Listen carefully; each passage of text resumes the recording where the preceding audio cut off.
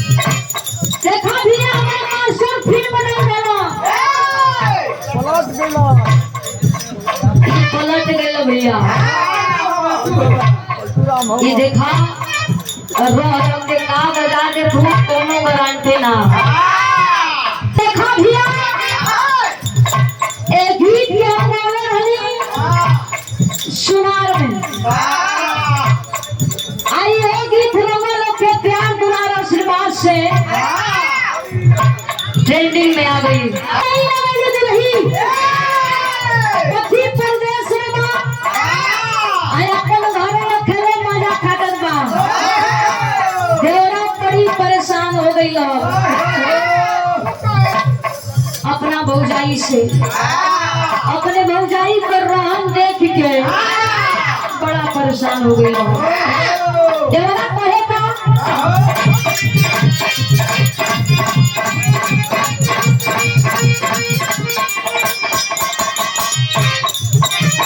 PUBG खेले तो समझी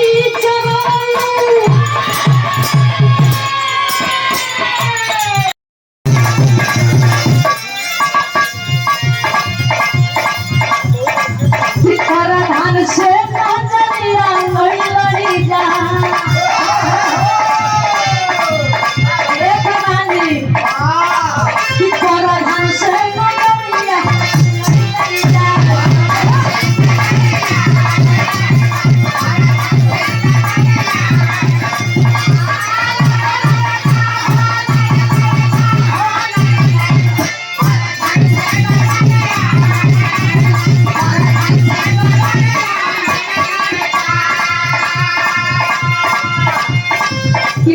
धान से